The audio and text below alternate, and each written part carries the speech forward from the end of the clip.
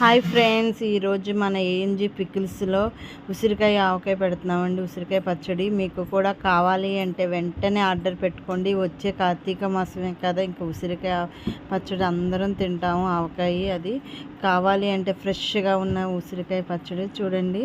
మీకు కూడా కావాలి అంటే ఇక్కడ కనిపిస్తున్న నెంబర్కి వాట్సాప్ చేయండి, మీకు కూడా పంపించబడుతుంది.